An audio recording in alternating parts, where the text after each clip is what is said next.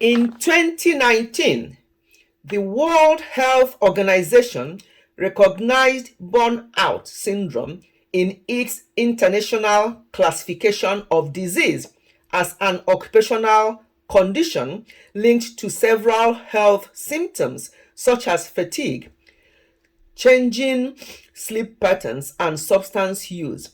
While burnout is most associated with some occupations like healthcare or high pressured professions like law or finance, a growing body of research suggests burnout can also occur in other roles, particularly with the strain of navigating post pandemic life. Hello, everyone. Welcome back to Ifechi Family. Today, I want us to look at parental burnout because some parents are actually burning themselves out without knowing it. What is parental burnout to start with? Parental burnout is the physical, mental, and emotional exhaustion that one feels from the chronic stress of parenting. Dr. Agarwal, a board certified neurologist and a certified life coach, tells Healthline it can manifest with emotional distancing from your child or irritability, i.e., being easily angered. Sometimes parents, especially parents with young children, you keep going on and on and on without knowing that you have not even looked after your own self, you have not stopped. Then you'll be experiencing parental burnout, but you won't even know it because you are just not yourself anymore. You want to do something, but you just can't. You can't be bothered. You're so irritated. You're so angry. Sometimes you may even take it out on your children. But all it boils down to is that you are burnt out. You are not resting and you need rest. While burnout affects everyone differently, some people experience physical symptoms while others struggle emotionally.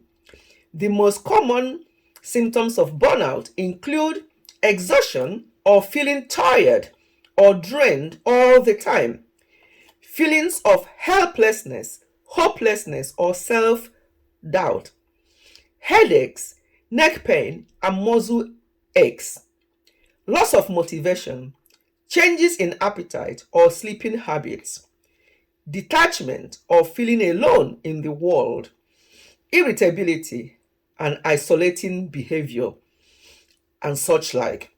You just notice that there are things that you normally want to do and you're not doing them because you keep going. Oh, you have young children, I have to do this for the children, I have to do this for my husband, I have to do this for the home. You want to continue. So it's important for us to avoid parental burnout so that your children will enjoy you, your family and your children will enjoy you better. Parental burnout is nothing new. People have been experiencing this condition for years, especially during the last century, when women entered the workforce in droves. And today's parents are experiencing heightened levels of stress and anxiety. Granados, people with poor coping skills, low frustration tolerance, or poor resilience skills will be more susceptible to experiencing burnout. So what can one do when there's a parental burnout? Whether you recognize the signs of impending burnout or are already past the breaking point, remember, you are not a bad person. You are not a bad mother. You are not bad parents. Nor do you need to live be somebody who is bad. No, there are ways to cope. Talk with your spouse. Sit down and discuss, because sometimes, most of the time, is the mothers that are doing all this running around multitasking. Sit down and discuss how things are going, what needs to be cut out, where they need to help you out, and stuff like that. So it's very, very important not just to just be there and say, oh yeah, it's what I have to do. It's what every mother does. No, make sure that you seek for help from your spouse, from relatives, from friends. Some people have support network where some people there are people you trust and their close support network. You can make use of that. Make use of support network. Don't let yourself be burn out, because if you do, it will have negative impact on your children. Those children that you want to protect, eventually they will now be the ones who will be suffering. Because when you're burnt out, you are going to be irritable, you are going to be shouting at them. When they don't do something that ordinarily you wouldn't shout, you start shouting at them. You will come back, you're so unhappy, you are just so moody. That can even lead to you developing other health conditions.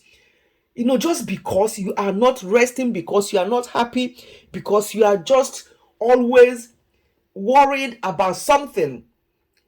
Yes, if there's not finances are the problem, well, worrying about it will not help. Just find a way. Find something else that you might be doing to help in supporting the family if you can. And if not, look at what you're spending. Look at things. Check things that you need to cut out. I've cut out a lot of things over the years. There are things that we actually do or buy that we don't need. So check around you. What am I going to cut out? What do I need? Do I really need this? Not what you want, but what you need. Cut out and sit your children down if they're to the age when they, if as young as they are, just they understand. Tell them how things are, and that you're not able to afford so and so at so and so time.